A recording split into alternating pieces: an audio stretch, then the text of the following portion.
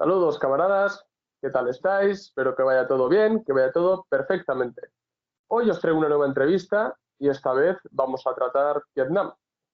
Muchos de vosotros me habéis pedido que haga vídeos acerca de Vietnam, que hable acerca de Vietnam y yo muchas veces he respondido que este tema lo quiero tratar con una entrevista. Y bueno, y he contactado con Rodrigo, con Rodri, que muchos de vosotros seguramente lo conoceréis en YouTube como Vietgal, que por cierto, suscribiros al canal de Rodri y así le dais apoyo también.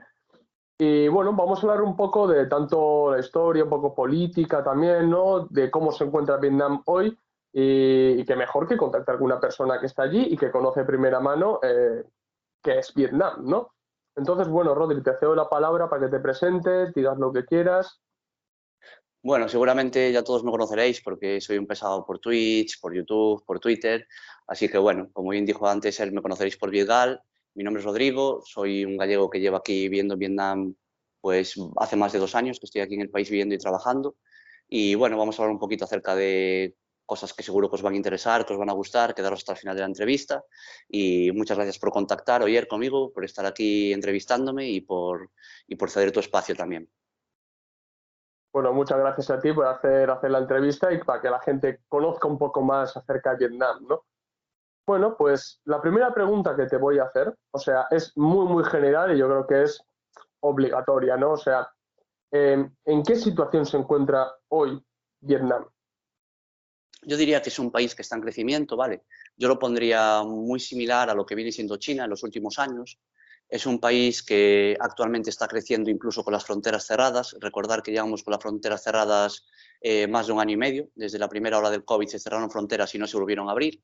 Y aún así sigue creciendo. La economía sigue creciendo, el nivel de vida de las personas sigue creciendo. Es cierto que debido a la pandemia y a las restricciones y a los lockdowns y al confinamiento, pues se resiente bastante en el tema económico, pero es un país que su industria sigue creciendo pese a eso. A día de hoy yo diría que es un país con un potencial enorme de crecimiento a nivel económico, social, y que es un país muy tranquilo para vivir, un país muy agradable y un país donde un obrero puede vivir con una buena calidad de vida en cuanto a el salario, el ocio y estar en una posición cómoda de vida. Ujú. ¿Y cómo definirías hoy Vietnam? ¿Qué dirías que es Vietnam hoy? Yo diría que Vietnam es un país que está en vías de desarrollo al socialismo, desde un punto de vista político, que está luchando por tener su propio espacio dentro del mundo, porque al final escuchamos muchas veces la palabra Vietnam o hablamos del país, pero no lo ponemos en contexto y muy poca gente conoce realmente Vietnam. Es más, un ejemplo básico, conocemos mucho más siempre de China que de Vietnam y de Vietnam que de Laos, por poner otro ejemplo, que es otro país socialista. Entonces, bueno, al final yo definiría a Vietnam como eso, como un país en vías de desarrollo socialismo, ¿vale? Todavía, porque estamos en la quinta revolución industrial, o sea, es un país con una industria muy reciente, con un crecimiento muy reciente, porque tuvieron que rehacerse después de una guerra sangrienta, cruel y durísima para ellos. Entonces, bueno, yo diría que estamos en vías de desarrollo del socialismo. No podemos hablar de socialismo o comunismo como tal, sino en vías de. Y así lo veo yo y lo noto yo. Es cierto que ellos ponen República Socialista de Vietnam, ¿no? República Socialista Popular de Vietnam. Pero están en vías de, y yo creo que están siguiendo un camino que a la larga, o sea, a medio y largo plazo va a ser el socialismo, o sea, se va a acabar construyendo el socialismo en Vietnam. Mm. Bueno, me llama mucho la atención que hayas dicho que el nivel de vida, ¿no? de los vietnamitas que es bastante alto. O sea, en comparación con qué países pondrías que al fin y al cabo es el nivel de vida bastante alto en Vietnam. Con todos los de la ASEAN que lo rodean, con países como vecinos como Camboya, Tailandia, Laos, Filipinas, Indonesia. Yo diría que es un nivel de vida alto básicamente porque los salarios no dejan de aumentar. El gasto en los gastos fijos, alquiler, luz, agua, todo eso, o sea, si tú lo pones en proporción, te voy a poner un ejemplo. En Vietnam, con 500 euros puedes vivir bien, puedes tener una buena vida y te da para ahorrar 100 euros y te da para tu tiempo de ocio. En España, con 1.000 euros, depende en qué ciudad estés, puedes sobrevivir o no. Esa es la diferencia. Aparte que dentro de la cultura vietnamita, que eso ya podemos profundizar un poco más tarde, dentro de la cultura vietnamita, el obrero asalariado, por ejemplo, es muy raro que pague vivienda. porque la cultura ya hay una casa familiar, es diferente la cultura, ¿no? Pero independientemente de eso, los salarios no dejan de crecer, los salarios no dejan de aumentar, la calidad de vida del obrero no deja de aumentar y sobre todo eso, que los gastos fijos mensuales son mucho más bajos que en otros países. Entonces, el poder adquisitivo es mucho mayor con el dinero que te resta del salario. Ujú. Y bueno, háblanos un poco también de tu experiencia personal, ¿no? En Vietnam, o sea, ¿cómo es tu vida allí en Vietnam? ¿Qué choque cultural has tenido allí? ¿Qué es lo bueno? ¿Qué es lo malo? Un poquito ya a nivel personal, ¿no? Para que la gente pueda familiarizarse un poco, ¿no? A margen de ideologías, políticas y demás. Empezamos por lo malo, casi me lo quito ya de encima. El tráfico en Vietnam es horrible. El tráfico es horrible. Y bueno, luego yo me siento cómodo en el país, me siento a gusto. Sí que es cierto que ya es mucho tiempo aquí, que bueno, que al final a lo mejor las circunstancias te obligan un poco a moverte y ahora con la pandemia para la gente extranjera está siendo mucho más duro porque bueno, nosotros si no trabajamos no cobramos, entonces pues es así, o sea, al final para la gente extranjera es un poco más dura la vida en estos tiempos de pandemia, no tanto para el nativo, porque tienen ayudas de otro tipo, funcionan de otra manera, pero siempre hay que saber diferenciar que yo soy una persona extranjera, que no soy vietnamita, entonces hay dos partes, ¿no? Pero mi experiencia personal yo diría que es un pueblo muy agradable, un pueblo muy acogedor, un pueblo muy educado, eh, se come bien, la comida es barata, o sea, puedes tener una buena vida con muy poco y puedes ver opciones de futuro. Es un país que tú puedes, como obrero, puedes decir, pues tengo futuro aquí, pues puedo ahorrar un poco de dinero, puedo llegar al final a comprarme una buena moto, a tener un buen nivel de vida, ¿vale? Cosa que en España yo no veía, por eso me vine a Vietnam. Eso es un Ujú. poco el punto de vista personal. Entonces yo diría que es un país muy tranquilo, acogedor, con su cultura, con sus costumbres. Hay un periodo de adaptación. No es fácil adaptarse a un país asiático. Da igual qué país sea. A nivel Asia no es fácil adaptarte, ¿vale? El nivel de vida, el choque cultural sí existe. Pero al final, si tú eres capaz de adaptarte al país, que no todo el mundo lo será, pero si eres capaz de adaptarte al país, te esperan cosas buenas y vas a estar tranquilo y viviendo bien en el país. Mm. ¿Y qué percepción tienen los vietnamitas hacia los occidentales? Son muy amables, o sea, piensan que son buena gente. Por norma general, el vietnamita quiere paz, quiere llevarse bien con todo el mundo, quiere abrir relaciones con todo el mundo. Entonces yo no creo que tengan una mala visión de los occidentales o que no, simplemente nos tratan muy bien, son muy amables. Ya te digo, a mí nunca un vietnamita me ha gritado, nunca me he metido en un problema con un vietnamita. Incluso en el día a día, en el tráfico, que puede haber algún problema o alguna discusión, pues nunca me han hablado mal.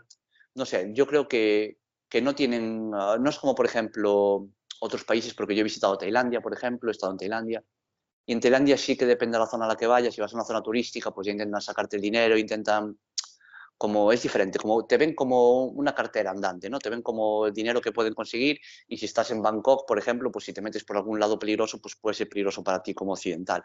En Vietnam eso no se percibe, o al menos yo no lo he percibido durante 2 años que he estado aquí y me he movido mucho por el país. Conozco Ho Chi Minh City, conozco Hanoi, conozco Quang Ngai, conozco Nha Trang, conozco un montón de sitios y siempre me he sentido seguro, tranquilo, gente agradable, gente muy sonriente, muy amable contigo en todo momento. Entonces, yo creo que la percepción que tienen es eso, es que los occidentales pues son buena gente por norma general. Y la gente que viene al país suele serlo también por norma general. Ujú. Y bueno, sabemos que estamos en una pandemia, ¿no? Que el COVID todavía no ha desaparecido. ¿Y cómo ha sido, cómo ha golpeado el coronavirus allí en Vietnam? Lo más dañado ha sido el turismo, lo que más ha golpeado ha sido el turismo porque ellos cerraron fronteras. La primera ola se pasó muy fácil, se controló muy fácil, pero la segunda ya ha hecho un poco de herida, porque llevamos con confinamientos de 4 y 5 meses, con medidas bastante restrictivas. Sí que es cierto que todo lo que ha hecho el gobierno desde mi punto de vista era necesario. O sea, quiero decir, no ha habido nada que hayan hecho que yo pueda estar en contra de eso, que una persona que tenga un mínimo de coherencia y un mínimo de capacidad intelectual sepa que es eso. Ya te digo, para los recursos que hay en el país, porque hay que recordar que no somos una potencia mundial, no somos Occidente para combatir eso, o sea, no tenemos los recursos que puede tener eh, Europa, por ejemplo, pero aún así han sabido combatirlo de una manera muy eficaz, muy efectiva y sobre todo que con los recursos que han tenido han sabido cómo hacer las cosas. O sea, ellos o sea, lo que es el rastreo de los casos no se ha visto ni en Europa algo parecido. Cómo rastrean los F1, los F0, los F2, o sea, incluso F3, o sea, contactos de segundos contactos. O sea, cómo han utilizado la tecnología, con los códigos QR en cada tienda, para rastrear con la aplicación de radar COVID donde estabas, que te ponían zonas en rojo donde había brotes en tiempo real.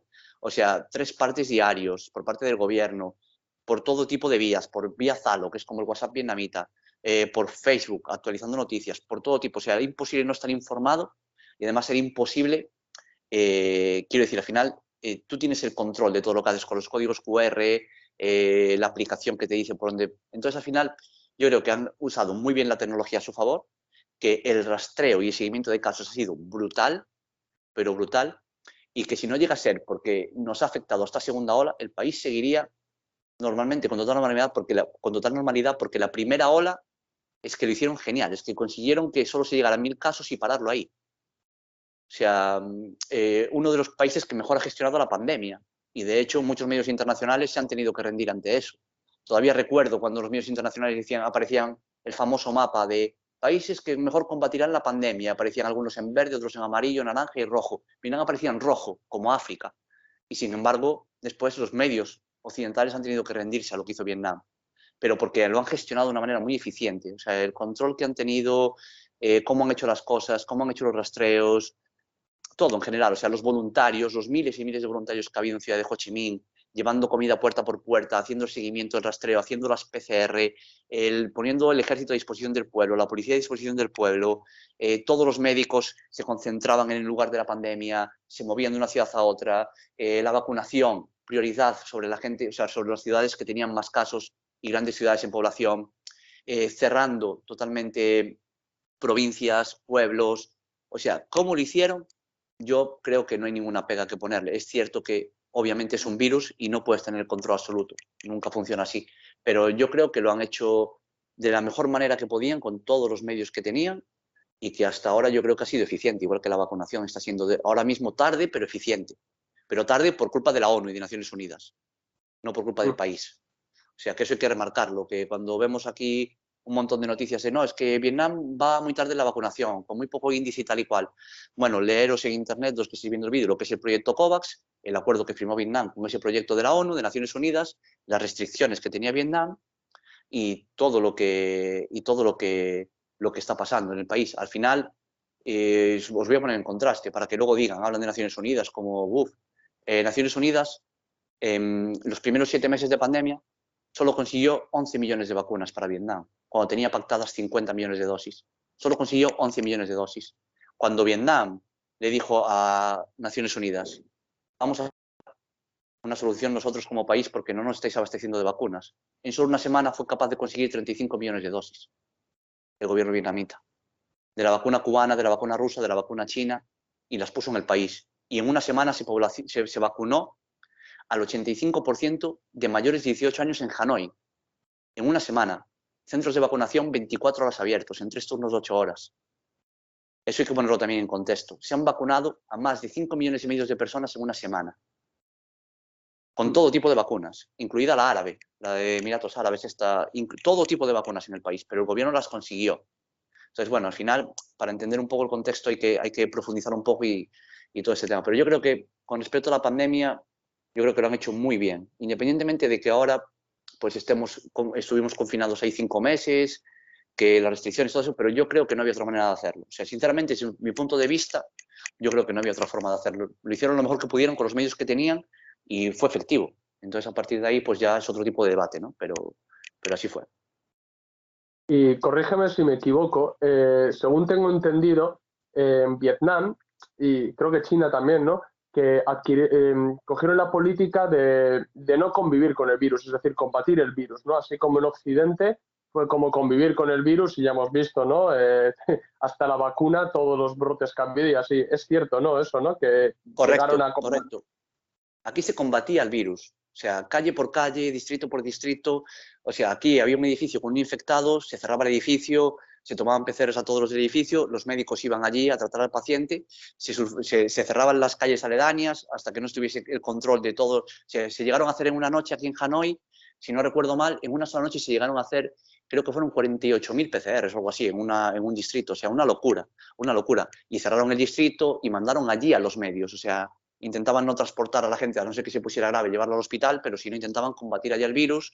La mayoría de casos fueron leves, entonces, bueno, eso fue lo que se hizo en Vietnam, fue combatir al virus, no convivir con él, no dejar que se expanda, sino intentar bloquearlo, encerrarlo y apagar el virus, o sea, acabar con él. Y eso fue una de las políticas que más éxito tuvo, ¿sabes?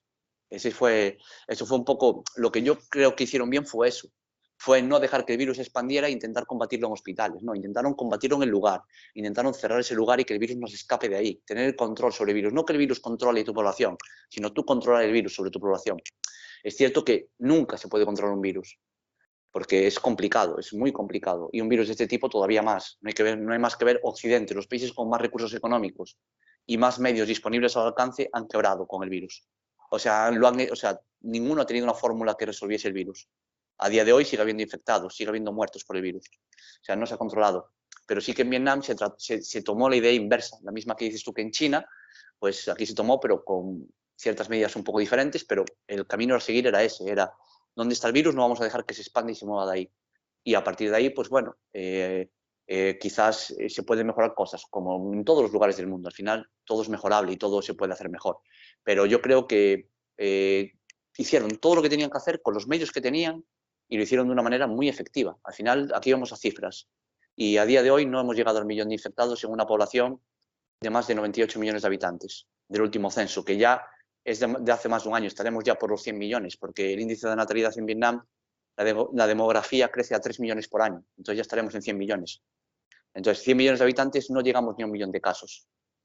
Al final, bueno, el porcentaje, si lo calculas, por ejemplo, con España, con Alemania o con otros países, pues es brutal.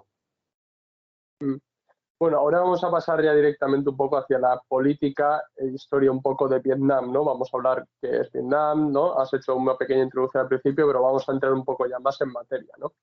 Entonces, bueno, yo normalmente lo que he visto en la gente, tanto los que me siguen en las redes sociales como en mi propio entorno, es que a la hora de hablar de Vietnam, ¿no? Nos viene a la cabeza el combate contra el imperialismo francés, japonés, después la liberación nacional, la reunificación del país, la guerra de Vietnam, ¿no? Contra Estados Unidos, pero normalmente se suele dejar muy de lado la segunda etapa de Vietnam, ¿no? Es decir, el Doi Moi, la renovación y todo el desarrollo que ha traído el Doi Moi, ¿no? Entonces, bueno, quiero un poquito que expliques a la gente que está viendo el vídeo cómo ha llegado, ¿no? Vietnam desde su propia liberación nacional, la reunificación y el Doi Moi hasta el desarrollo que está cometiendo ahora mismo Vietnam, ¿no? Sí. Bueno, el Doi Moi, para todos los que estáis viendo, es el camino hacia el socialismo, ¿vale? Es el camino que se ha marcado, es el plan de desarrollo hacia el socialismo que ha marcado el pueblo vietnamita junto con el Partido Comunista.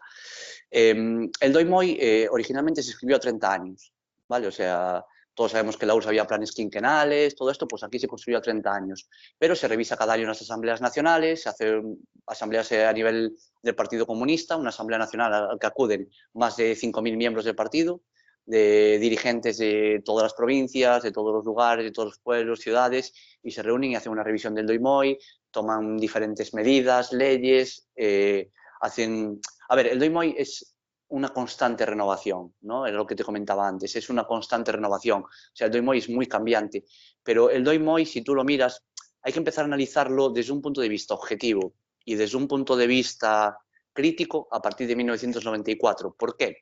Porque es cuando se levantan todos los bloqueos al país. En 1994 los bloqueos internacionales van desapareciendo y entonces Vietnam empieza a crecer.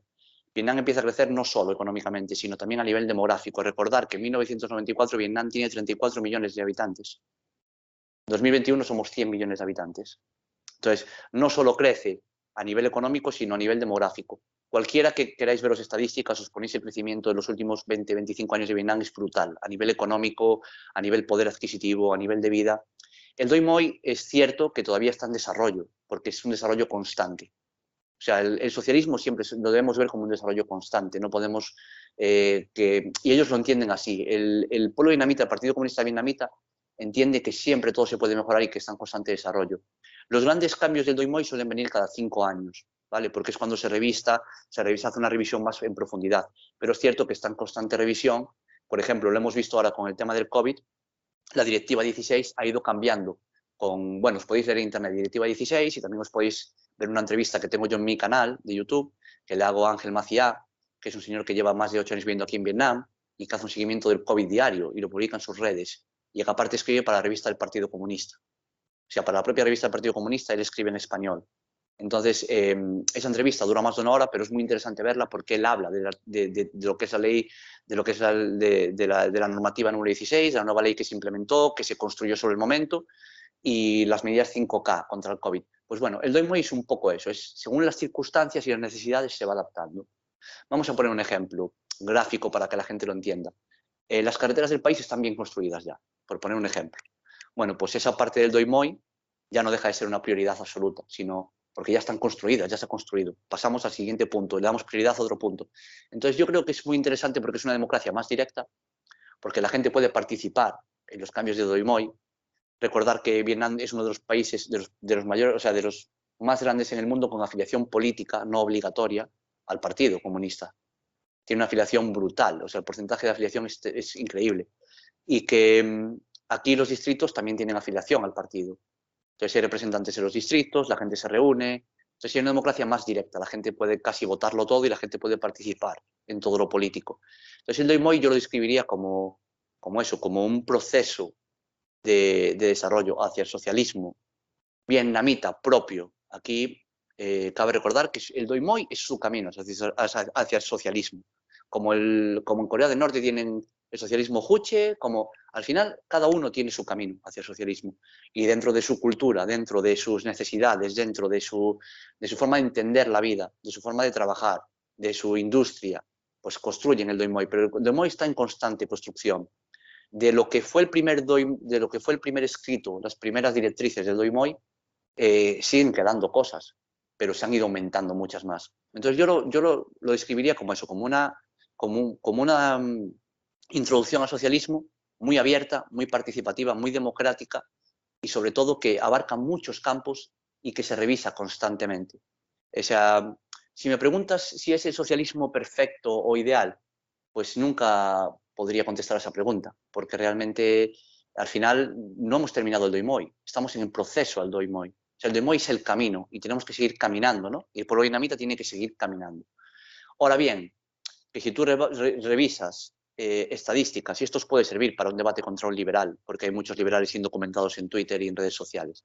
Entonces, si tú te pones a mirar la economía del país desde 1994 hasta 2021, o sea, puedes ver cómo crece el salario medio, cómo crece el nivel de vida de la gente vietnamita, cómo cada vez hay más gente con más poder adquisitivo.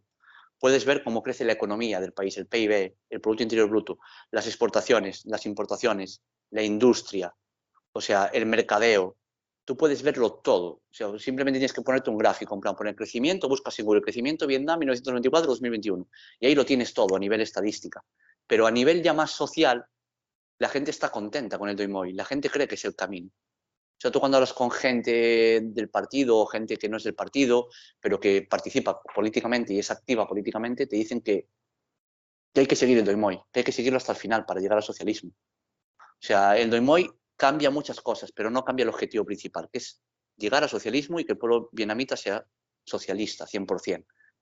Esa es un poco mi visión del Doi Moi. Es cierto que podemos entrar en cosas técnicas, leernos todas las directivas, leer todo eso, pero al final es como si te lees la Constitución española, ¿no? Al final, pues es leerse todos los artículos de la Constitución, todo eso. Lo que pasa es que, a diferencia de esas democracias que llaman democracias burguesas liberales, el Doi Moi está sujeto a la aprobación del pueblo y está sujeto a las asambleas del partido en el que la gente vota, ¿vale? Cosa que en España no pasa. O sea, tú votas a un partido político cada 4 años y ese partido político hará lo que le dé la gana, porque de su programa electoral no va a cumplir nada y no puedes revocar esa decisión durante 4 años. Solo ellos pueden hacerlo. Y si durante 4 años no han cumplido su programa electoral, pues no pasa nada. Si durante 4 años no han cambiado la Constitución, como prometían, tampoco pasa nada. Porque la Constitución española dice que todo español tiene derecho a una vivienda digna. Pues que alguien se lo explique a la gente que están desahuciando, a la gente que está en la calle. Sin embargo, aquí pasa eso con el Doi Moi y revocan a ese dirigente. Se revoca de manera automática ese dirigente. El pueblo vota para revocar a ese dirigente y poner a otro. Aquí quieren construir una pista de bádminton o un parque y la gente puede votar, la gente del distrito, en qué parte lo quiere. Hay una democracia más directa. A mí me parece eso mucho más democrático que no depositar en un papel, en una urna y elegir a unos tíos que van a hacer lo que le dé la gana, que no cumplen su programa electoral y que tienes que esperar 4 años para revocar tu voto y que nada va a cambiar porque no atacan al sistema. Simplemente se integran en el sistema y podrán tocar cosas parciales del sistema para contentar a la población o que no ardan las calles. Pero o sea, al final cuando te hablen de democracia tienes que preguntar qué es democracia para ti. Y cuando me respondan a esa pregunta yo podré decir lo que es democracia para mí o no. Pero que el Doi Moi es un proceso muy democrático, abierto, participativo y en el que forma parte el pueblo vietnamita también de él. Así lo describiría. Y todo lo que acabo de soltar. Pero vamos, que si queréis leeros el Doi Moi, un día os subo un PDF traducido al español y os lo leéis entero el Doi Moi y le dais las vueltas que queráis. Pero a grandes rasgos, eso es lo que yo entiendo por el Doi Moi sin entrar en una parte técnica, porque chicos, no queremos estar aquí 16 horas de entrevista. Hay una cosa muy interesante que has dicho, ¿no? Que al fin y al cabo es su camino, ¿no? El camino que han elegido los vietnamitas. Y normalmente, ¿no? La gente más comunista, ¿no? No, es que socialismo es tal, socialismo fue lo que hizo la URSS y hay que tener en cuenta, al fin y al cabo, que incluso los más grandes pensadores, ¿no? Marx y Engels, por ejemplo, apenas escribieron sobre el socialismo. Ellos simplemente lo que describieron fue que la fase superior era el comunismo y el socialismo era la fase inferior, ¿no? ¿Qué es lo que ocurre? Que a través de la historia cada país ha hecho un socialismo sui generis, o sea, y aparte que el comunismo no es un dogma, o sea, es una guía para la acción. Históricamente cada país lo ha intentado adaptar con sus aciertos y sus errores, lógicamente, ¿no? Y entonces lo que hay que entender realmente es que Vietnam lo que ha hecho es, analizando sus condiciones objetivas y subjetivas, llevar a cabo, emprender su camino y lo que yo entiendo es que está encaminado al socialismo, ¿no? O sea, que no está actualmente en el socialismo, no existe, no podríamos hablar de socialismo per se en Vietnam, ¿no?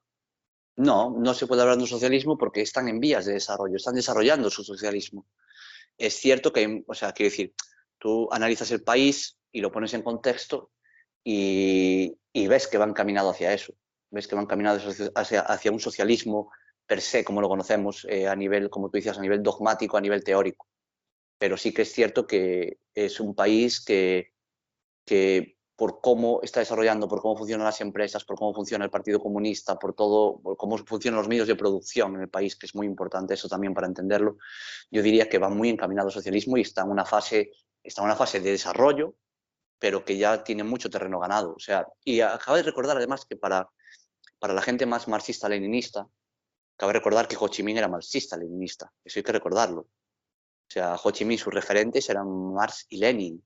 O sea, y sobre todo también Stalin. Él era muy, muy stalinista en muchas cosas también. O sea, al final no estamos hablando de que escogiese el maoísmo como referencia o no, él escogió el camino de la URSS. De hecho, hablaba ruso y hablaba 3 idiomas. Ho Chi Minh hablaba 3 idiomas, ahí donde lo ves, se defendía en 3 idiomas a nivel perfecto. Y de hecho él en los tiempos de guerra y tal pidió referencias también a coroneles y comandantes de la Segunda Guerra Mundial por parte de la Unión Soviética y bueno, hay muchas cosas que se superó. Es eso, que quiero decir que Ho Chi Minh tenía un cuadro de Stalin, que Ho Chi Minh era stalinista y también de la parte teórica era muy marxista-leninista.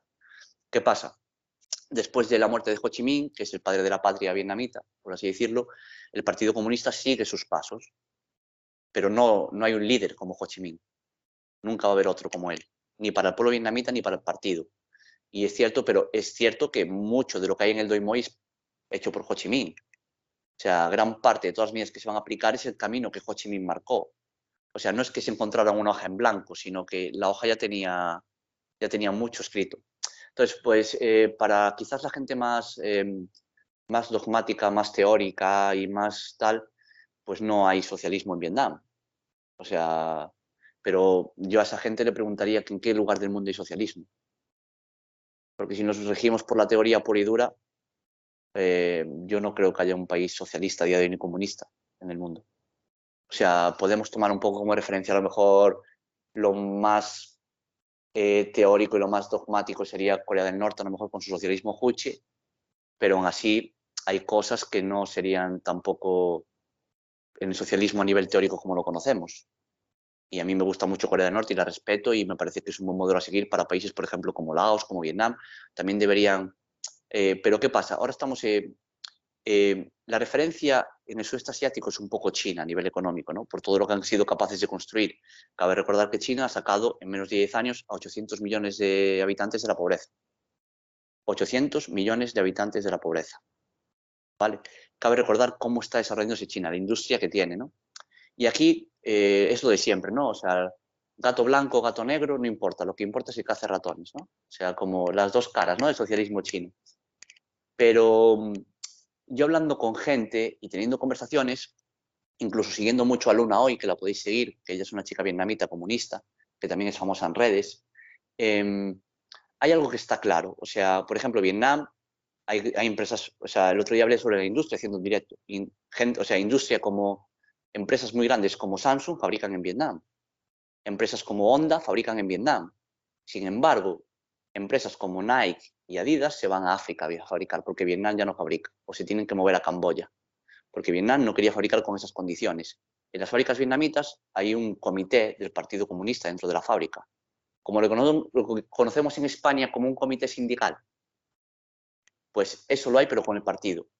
¿Vale? Y el Partido Comunista está haciendo una cosa que a mí me parece muy interesante desde un plano de vista un poco teórico, un poco dogmático, ¿no? Que es atraer los medios de producción sin que ellos tengan que invertir en ellos, pero teniendo participación directa en la empresa y teniendo un tanto por ciento. O sea, si el día de mañana Vietnam dice, se acabó esto y queremos socialismo o comunismo puro y duro y todos los medios de producción son parte del Estado, o sea, Samsung se irá, pero los medios de producción y las fábricas se quedan en el país y ya están construidas.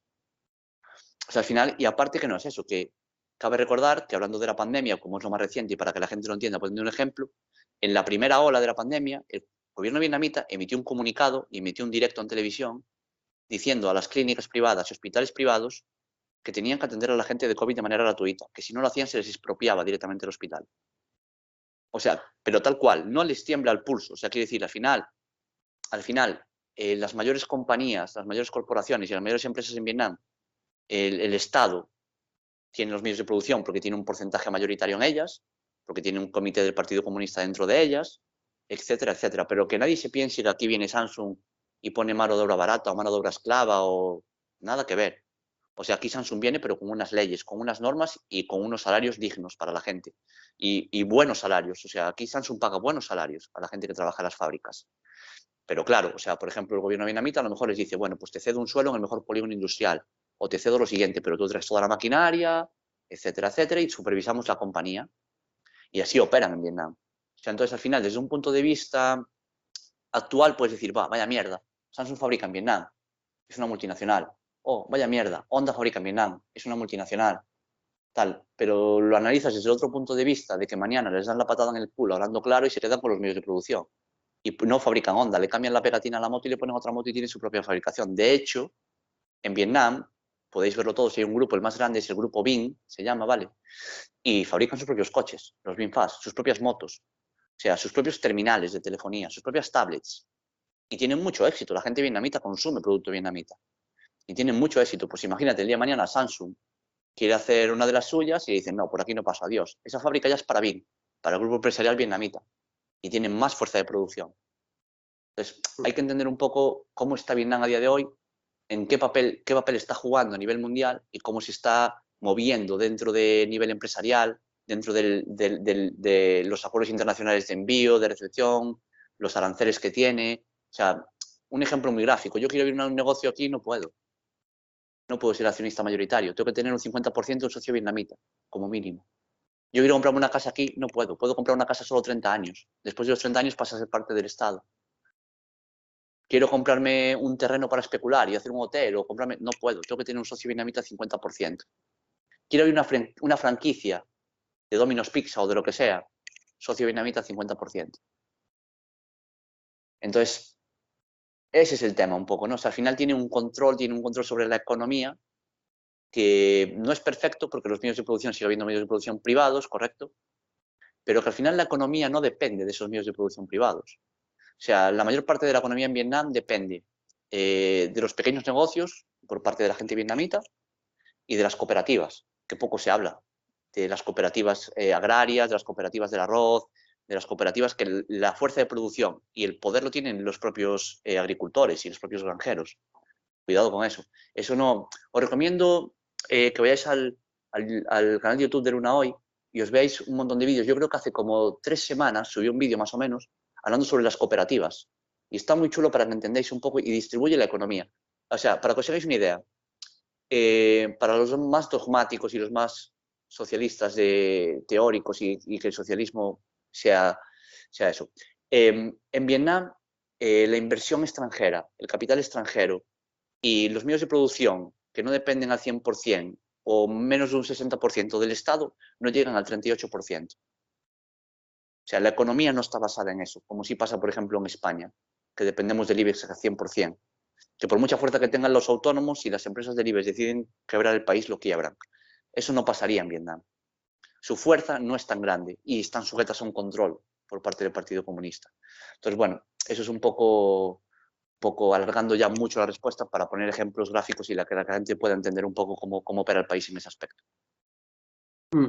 Me recuerda mucho el Doi Moi a mí, y creo que a muchos que están viendo seguramente también, a la famosa reforma de apertura de Deng Xiaoping, ¿no? Pero me imagino que hay muchas diferencias entre ambas. ¿Cuáles son las diferencias que existen entre la reforma de apertura de Deng Xiaoping y el Doi Moi de Vietnam? Las diferencias es que China, con esa reforma, va 5 años por delante de Vietnam en industria, por poner un ejemplo. Y no solo eso, sino que en China, tú como inversor extranjero puedes tener una empresa al 100% que sea tuya. En Vietnam no. En Vietnam sigue habiendo un control. Si yo siempre pongo el ejemplo, cuando me preguntan, ¿China se parece a Vietnam? Sí y no. La cultura es diferente, porque ya empezamos por esa base. La cultura es diferente, el pueblo vietnamita es diferente del pueblo chino. ¿Vale? Y la economía es diferente. El proteccionismo económico y el control sobre la economía y sobre los medios de producción son diferentes, tanto en China como en Vietnam. En Vietnam son más restrictivos que en China en eso, por poner un ejemplo. ¿Qué pasa? China ahora, si los que seguís la actualidad política, veis que China está ya empezando a poner más restricciones a las empresas y a las multinacionales y está volviendo un poquito hacia eso. ¿Qué pasa? Pueden hacer eso, se pueden permitir el lujo de hacer eso, entre comillas, porque el país ya está súper industrializado, súper modernizado y tienen todos los medios de producción dentro del país. Pero Vietnam todavía no está a ese nivel de industria y no está a ese nivel de desarrollo. Eso es importante recordarlo. Pero hay muchas diferencias entre el Doi Moi y el modelo chino de Xi Jinping. Yo creo principalmente que la mayor diferencia es el control y proteccionismo económico, ¿vale? La gestión de la moneda y cómo se desarrolla cada país. O sea, en China en muy poco tiempo hicieron mucho y en Vietnam van un poquito más a su ritmo. Pero porque no hay tanta población, porque la cultura vietnamita es diferente, el trabajador vietnamita prefiere mucho más también el ocio, que no está trabajando ahí 14 horas seguidas porque no funciona así. Y hay diferencias, muchas diferencias. Yo nunca podría comparar China-Vietnam en ningún aspecto. O sea, a grandes rasgos, el modelo que están siguiendo es similar por la forma de actuar, pero el trasfondo teórico y el trasfondo práctico cambia mucho. Entonces, no son países comparables desde mi punto de vista. Ya por población, por demografía, por situación geográfica, no son comparables.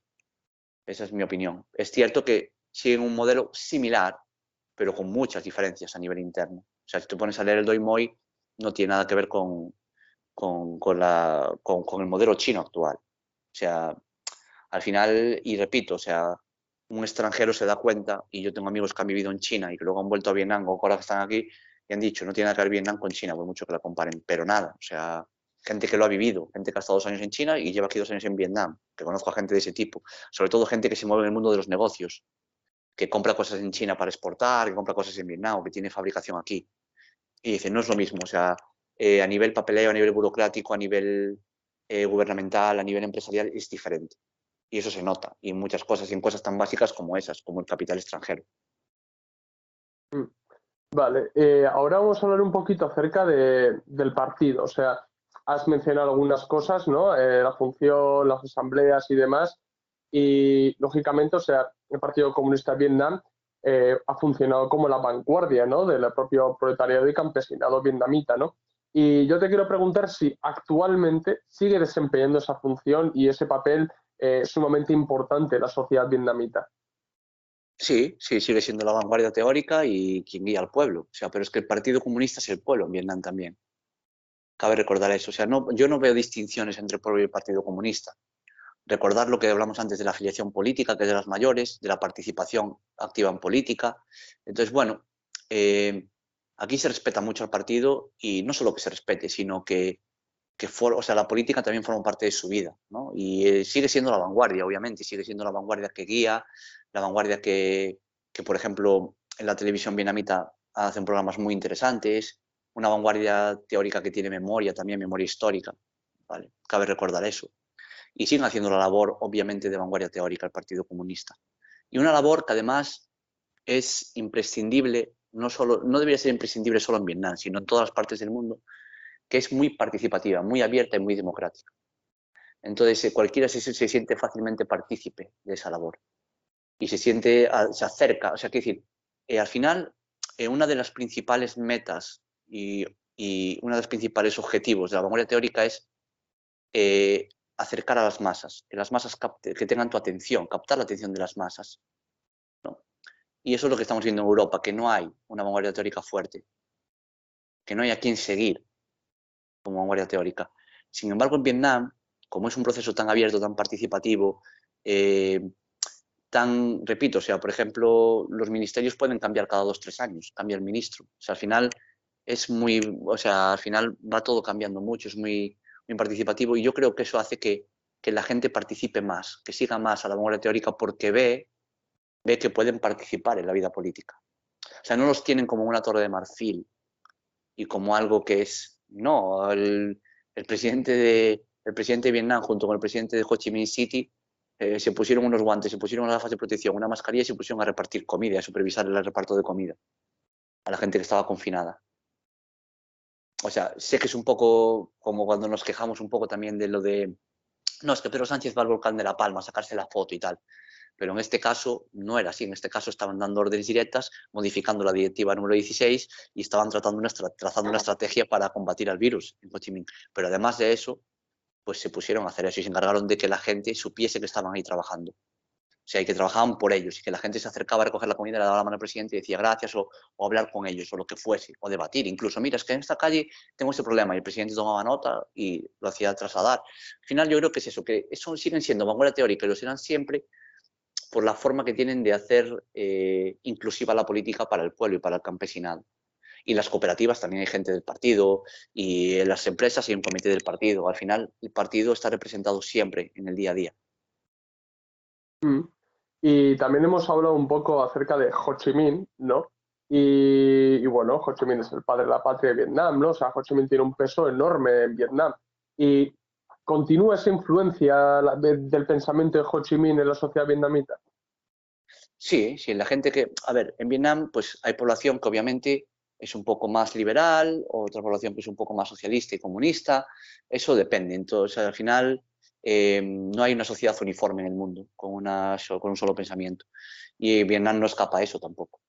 Pero sí que es cierto que el legado de Ho Chi Minh sigue muy vivo y muy patente, pero en todo. O sea, en el día a día, en las escuelas, en todo. O sea, el templo del mausoleo de Ho Chi Minh, cualquier fin de semana vas y hay gente mostrando los respetos, hay gente que va al cambio de bandera, en la cartelería del partido, en la propaganda que se ve en la pie de calle del partido, se ve Ho Chi Minh, sigue estando vivo, la gente sigue venerándolo en el aspecto de que es el padre de la patria, de lo que ha hecho por el país y se sigue estudiando acerca de Ho Chi Minh. O sea, al final sí que está muy presente a día de hoy Ho Chi Minh.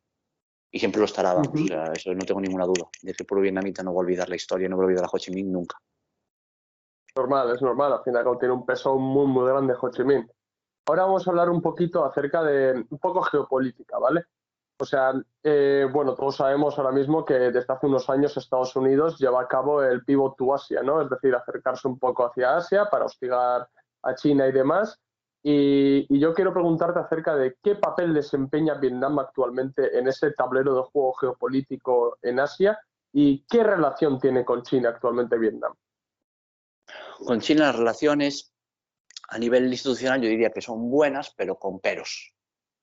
sigue habiendo una lucha por ciertos sectores en el mar de Vietnam, unas islas que le pertenecían a Vietnam, queda algún resquemor también de la guerra, porque cabe recordar la guerra del pasado con China. Yo diría que Estados Unidos son, el imperialismo siempre es un buitre carroñero, ¿no? Que sobrevuela siempre y busca carroña, ¿no? Y como hay ese conflicto entre China y Vietnam por el tema de las aguas y tal y cual, como que intenta acercar posturas. Pero sin embargo, por ejemplo, el tema de visados, el tema de la vacuna ahora se ha visto, que han cooperado sin problema, los visados son muy fáciles de hacer, la gente vietnamita y china, o sea, el mercado es óptimo, o sea, siempre hay camiones cruzando fronteras con productos, con mercado, con tal. Yo creo que es más eso, es más la parte de resquemor un poco de la guerra y un poco también la parte esa del conflicto que todavía tienen en el mar y las islas. Entonces, bueno, ese es un poco el conflicto. Estados Unidos, a ver, Vietnam juega un papel, y esto siempre lo pongo en contexto. Vamos a poner un ejemplo. ¿Cómo se defiende Corea del Norte del imperialismo? Teniendo armas nucleares y una buena base armamentística, ¿no? Y así les dice, quietos, que aquí tal. ¿Cómo se defiende China del imperialismo? Siendo la mayor potencia mundial y controlando el mercado, porque lo controla. Porque cambia el yen, cambia el dólar. O sea, ellos dejan de hacer envíos y el mundo se para. O sea, entonces al final, lo de esa manera. ¿Cómo se mueve Vietnam a nivel internacional? Intentándose llevar bien con todos. Esa es la política exterior de Vietnam. Intentando llevarse bien con todos. Dentro de, o sea, repito, o sea, aquí puede venir una representación de Estados Unidos, como puede ir a Cuba en un momento dado, como fue Obama. Puede haber una contingencia, se puede hablar, se puede dialogar.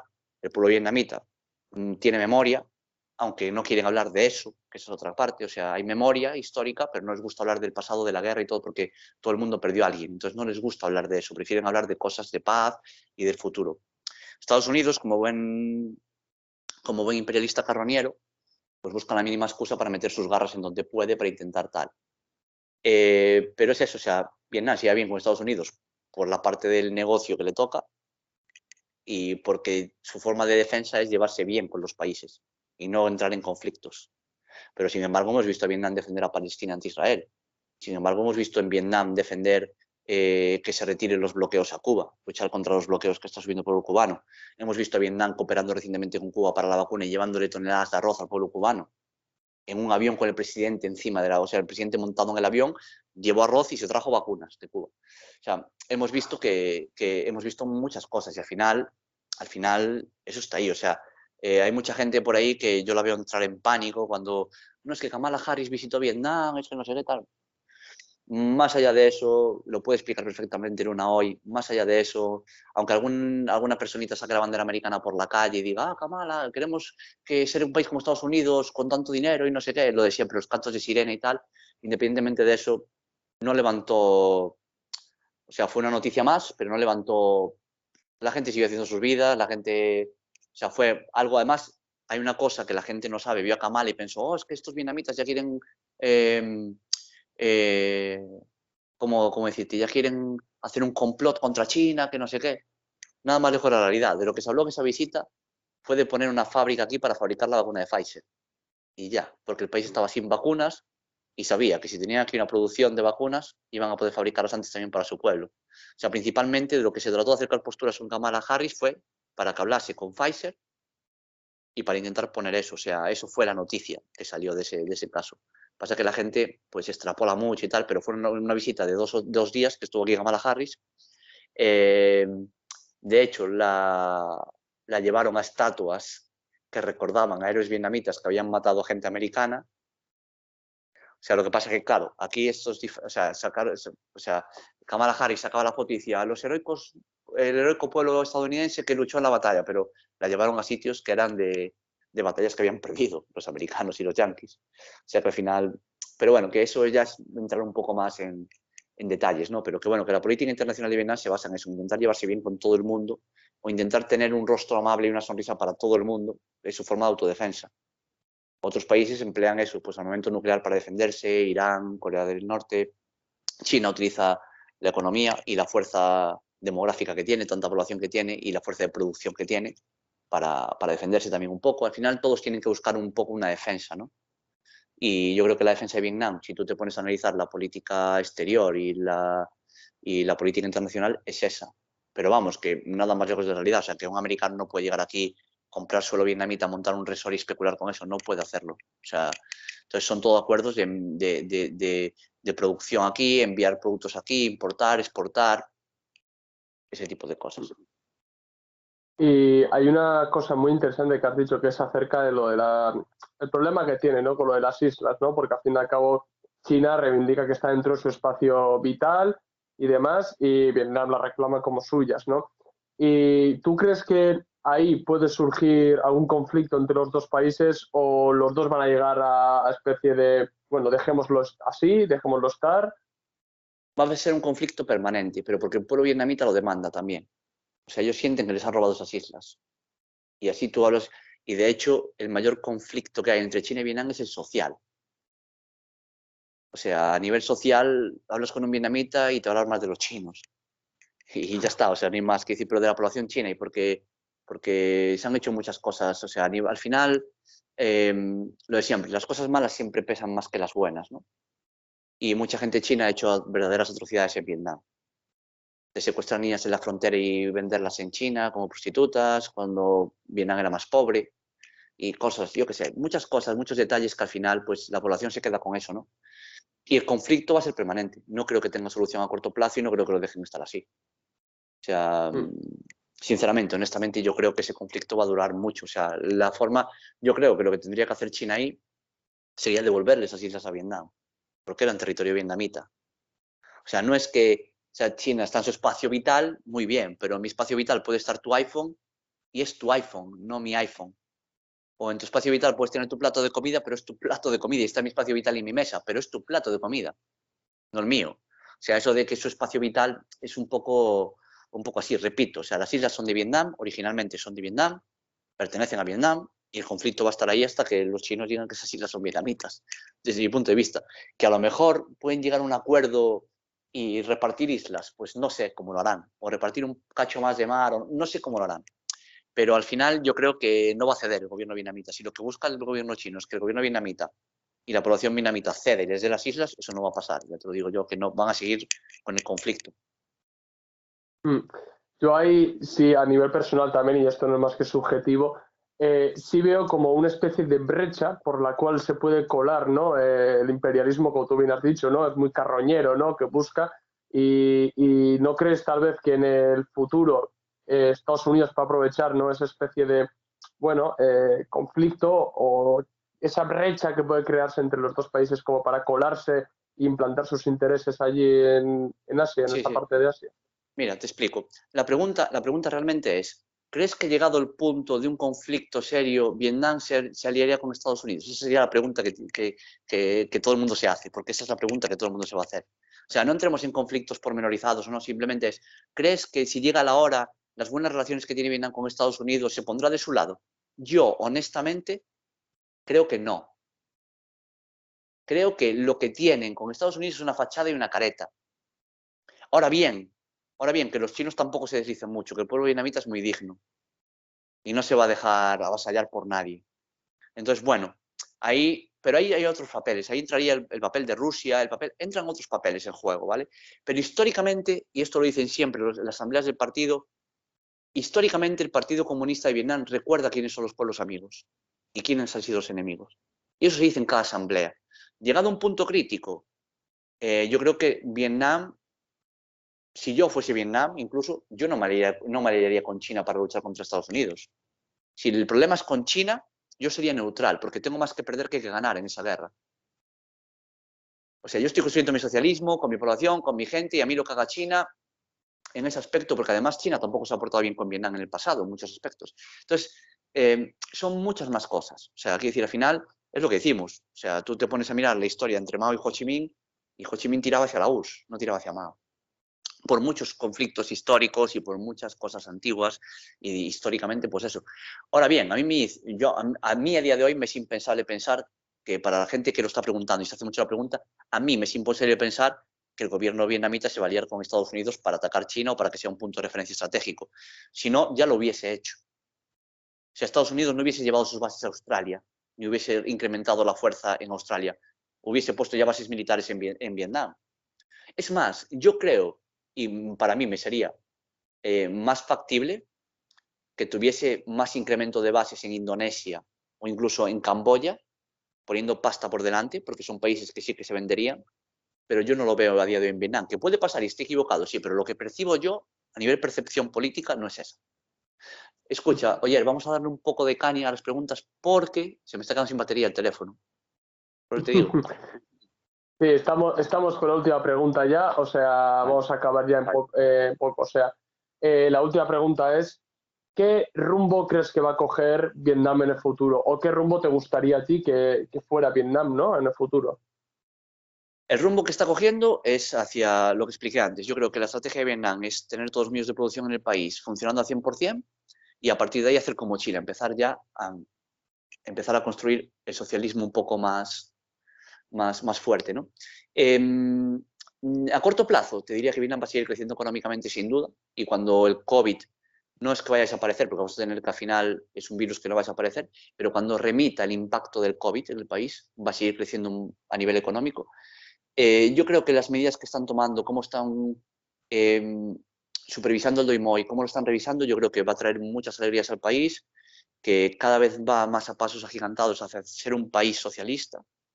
¿Cómo me gustaría que fuese el futuro? Pues me gustaría que fuese, a mí obviamente me gustaría que fuese comunismo 100%, porque yo soy comunista y no me escondo en decirlo. O sea, esta entrevista la podrá ver mucha gente y tal, y yo nunca escondo mi filiación política, mi pensamiento político. Me gustaría que fuese comunista 100%. O sea, me gustaría muchísimo. Creo que van encaminados hacia eso, yo creo que sí, pero hay que construir camino. El camino se hace andando y no es tan sencillo como la gente se piensa, porque estamos acostumbrados muchos, y yo me meto a veces en el saco, de ver un poco desde un punto de vista eurocentrista y un poco el comunismo como lo conocemos en Europa, y decimos, pero hay que aplicar esto, pero hay que tal, pero ¿cómo? O sea, haz un análisis de la situación, porque Vietnam hay que analizar la cultura, el día a día de la gente vietnamita, el país, o sea, el contexto político social del país, la historia del país. O sea, tú no puedes coger y decirle a un vietnamita que no fume tuclao, porque a ti te parece que el tuclao es una pipa, ¿vale? Para los que no sepáis, es una pipa que es tabaco puro, natural, y que se la fuman y te pega un viaje que a veces te mareas y te caes al suelo, o sea, eso te pega. Pero tú no puedes explicarle a un vietnamita o a una vietnamita que deje de fumar el tuclao viendo un chará, porque es su tradición, es su cultura. Y mucha gente, yo llegué a ver que gente me decía, pero es que el tuclao es droga. No, no, es tabaco natural. Si para ti eso es droga, pues entonces quita el tabaco y el alcohol también, porque son drogas también. O sea, el tuclao es tabaco natural, que se fuman en una pipa de agua y ya está. O sea, pero no sé, pero tú no puedes decirle a un hombre vietnamita eso, decirle no fumes tuclao, tal, que eso está mal visto, tal, y no. Y pues la gente puede pensar que es droga. Y te la tomar por culo que estoy en mi país, hago lo que me da la gana, esto es tradición, me enseñó mi abuela a fumar en tuclao. O sea, entonces hay que analizar, pues eso del tuclao es extrapolable a otras partes de la sociedad. Por eso tienen el doi moi y no no dicen, queremos convertir esto en el marxismo-leninismo. No, no, ellos escribieron su camino al socialismo basándose en su cultura, en su hacer, en su historia, en su país. Porque hay que analizar el contexto de cada país. Y entonces nosotros desde Europa tendemos a ver que todo, o sea, siempre intentar llevar la teoría al máximo a la praxis. Pero en Vietnam y en otros países hay que analizar, o sea, esa teoría. Y hay que alterar ciertas cosas. Y puede que muchos dirán, ya está revisionista, ya está no sé qué, tal, pero es que no es revisionismo, no. O sea, es analizar realmente el contexto cultural de cada país. ¿Vale? Porque no todo funciona en cada país. Tú no puedes extrapolar un sistema de un país a otro al 100% y que funcione. Eso no va a funcionar. O sea, tú no puedes coger el modelo chino y exportarlo a Laos porque no va a funcionar. No puedes coger el modelo chino y exportarlo a Cuba porque no va a funcionar. O sea, habrá cosas de ese modelo que funcionen y habrá cosas que no. Entonces, al final es igual que tú no puedes coger el modelo de la URSS de los años 50 o 60 y ponerlo en España ahora. No va a funcionar. O sea, podemos hacer las piruetas teóricas que queramos, pero no va a funcionar. O sea, eso pasa mucho y lo veo mucho con la gente que me defiende a la policía española o que me defiende ciertas cosas del Estado español. O sea, o la patria, ¿no? O sea, lo de siempre. A ver, hay que poner en contexto. O sea, patria o muerte venceremos, sí, pero ¿qué es la patria? ¿Qué era la patria en el patria o muerte venceremos? ¿Qué contexto político y teórico tiene la palabra patria en ese contexto? La policía, no, es que la policía de la URSS, sí, pero la policía de la URSS no es la misma que la policía en el Estado español, por muchas películas que te quieras hacer y por muchas pajas mentales que te quieras hacer. Y yo vivo en Vietnam y la policía vietnamita no tiene nada que ver con la policía española. No llevan ni armas de fuego. El 80% de la policía vietnamita no lleva ni armas de fuego. O sea, no te detienen con unas esposas y con violencia. O sea, al final, es que no tiene nada que ver. O sea, yo en 2 años que llevo aquí nunca he visto violencia policial, nunca. He visto más violencia por parte del pueblo, empujando al policía, insultando y el policía tratando de calmarlo y mediar. O sea, que eso lo haces en España y te vas preso y aún encima, por atentado a la autoridad, y aún encima te llevas unas buenas leñas, vas calentito a dormir. O sea, que es lo que digo yo. O sea, al final, ese dogmatismo que tenemos hacia, no, es que la policía en la URSS, no sé qué, entonces la policía española, no te hagas pajas mentales. La policía en la URSS era la policía en la URSS, en la Unión Soviética, y la policía en España es otra cosa, totalmente diferente. O sea, la policía soviética defendería el comunismo y moriría por él, como lo hicieron cuando eran soldados, porque la policía soviética se puso al servicio militar, y la policía española se pondría al servicio del imperialismo, del capitalismo y del liberalismo. Se pondría a defender una empresa a tiros, porque ya lo hacen ahora, defendiendo empresas contra huelguistas y contra sindicalistas y contra los piquetes. Apalean obreros y les importa cero, apalean a profesores, apalean a enfermeros, a gente del hospital, apalean a estudiantes que luchan por los derechos básicos, por derechos que un hijo del policía va a tener, pero el policía saca la porra y te pega, porque defiende a quien defiende, porque defiende un sistema político y es consciente de lo que está defendiendo. Y sí, habrá algún policía de izquierdas por ahí perdido, que sí, que no te digo yo que no, que lo habrá, pero que no es la mayoría. Así de claro te digo que la policía española, llegada a una revolución, nos va a masacrar a tiros. Y lo tengo clarísimo. Eso en la URSS no pasaba. Entonces, bueno, hay que poner siempre en contexto, ¿no?, las cosas. Y por eso cuando hablamos del Doi Moi, ya para terminar la entrevista, hablar de eso, hay que entender que es su propio camino al socialismo. Y que tú puedas ser crítico con él o no, porque todos podemos criticar y podemos hablar acerca de. Pero que a mí la percepción que me da es que es un modelo bastante realista, adaptado al país, que la gente está contenta con él, que el obrero está contento con él y que el Doi Moi es muy democrático y abierto. O sea, y que creo que realmente va a mejorar el país. Y creo que se va a llegar al socialismo. ¿Cuánto tardará? No lo sé. Yo no puedo leer el futuro. Pero que creo que van encaminados y lo están haciendo bien. Independientemente de lo de siempre, que si tiene cosas liberales, que si no sé qué, lo de siempre, da igual. Ellos están siguiendo su camino. Déjalos caminar a ver a dónde llegan. Y cuando lleguen ahí, empezamos con las críticas y hacer un análisis crítico. Pero de momento, es cierto que cuando tú caminas, hay muchas piedras en el camino que hay que esquivar. Y a veces tropiezas en ellas y te las comes.